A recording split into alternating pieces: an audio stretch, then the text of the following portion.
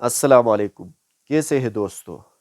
کیا آپ جانتے ہیں کہ پاکستان کی آئین میں ایک نئی تبدیلی ہو چکی ہے جو فوج کو مزید طاقتور بنا سکتی ہے؟ حالانکہ یہ بات پہلے سے ہر کوئی جانتے ہیں کہ پاکستان میں پہلے سے فوج کافی مضبوط اور بااختیار ہے، لیکن اس آئینی ترمیم کے بعد فوج مزید مضبوط ہو کر ملک کی سیاست پر گہرا اثر ڈال سکتی ہے۔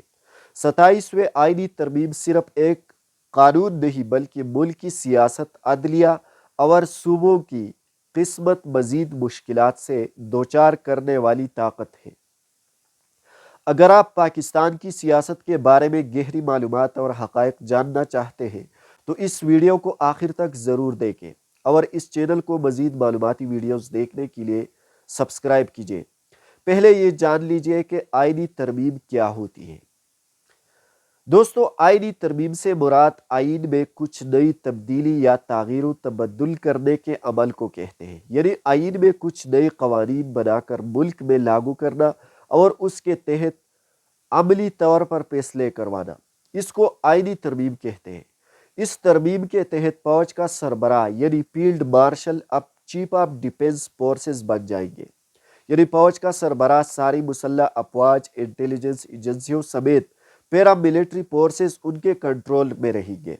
صرف یہ نہیں، چیف کو life time field marshal rank اور قانونی آزادی بھی ملے گی، یعنی کوئی عدالت ان پر انگلی نہیں اٹھا سکے گی۔ اس ترمیم کے تحت ایک وفاقی آئینی عدالت یعنی فیڈرل کانسٹیٹیوشن کورٹ بھی بنے گی جو سپریم کورٹ کی جگہ لے لیں گی۔ ججوں کی تقرری اور تبادلہ اب صدر کی بجائے وزیر اعظم کے ہاتھ میں ہوگا۔ چیف جسٹس کا اختیار کمزور ہو سکے گی۔ اس کے ساتھ ساتھ صوبائی اختیارات بھی کمزور ہونے لگیں گے اور صوبوں کی بجٹ وفاق کاٹ سکے گا۔ خاص طور پر معاشی بحران کا بہانہ بنا کر یہ ترمیم پارلیمنٹ کے اصولوں کے تحت منظور ہوئی ہے، لیکن متنازع ہے۔ اس وقت جو جمہوریت کے بالادستی کے لیے کام کر رہے ہیں ان لوگوں کی طرف سے اس ترمیم پر شدید تنقید کی جا رہی ہے اور اسے ایک فوجی طاقت بڑھانے کا اور جمہوریت اور ساتھ ساتھ 1973 کے آئین کو مٹانے کا ایک چال سمجھتے ہیں۔ ملک کی سیاست کے ماہرین کا کہنا ہے کہ اس ترمیم سے ملک کے بہت کم لوگوں کو بہت بڑا فائدہ مل سکتا ہے، لیکن اکثریت آبادی اپنے بنیادی حقوق سے محروم ہو سکتے ہیں۔ فوج کے اعلیٰ افسران سمیت فیلڈ مارشل کو مزید طاقتور اور مستحکم بنا سکتا ہے۔ ملکی وسائل اور بجٹ اور دوسرے اثاثوں پر ان کے اختیار تو بڑھا سکتا ہے، لیکن صوبائی خود مختاری کو کافی حد تک کمزور کرے گی۔ موجودہ اتحادی حکومت یعنی مسلم لیگ نون اور پیپلز پارٹی کو وقتی طور پر کچھ فائدہ تو دے سکتا ہے، لیکن دوسری جانب سیاسی جماعتوں کو کسی قسم کی آزادی کا امکان نہیں۔ اپوزیشن کی آواز دب جائے گی، الیکشن کمیشن پر مزید دباؤ بڑھے گا۔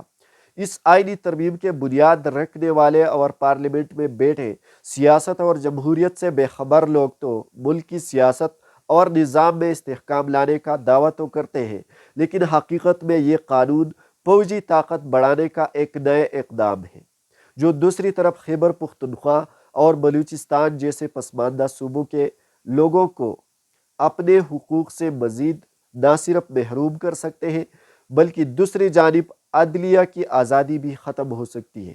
عدلیہ کے ججز پر دباؤ بڑھے گا جس کے نتیجے میں بنیادی انسانی حقوق جیسے کیسز کا ایک بڑا بحران پیدا ہو جائے گا۔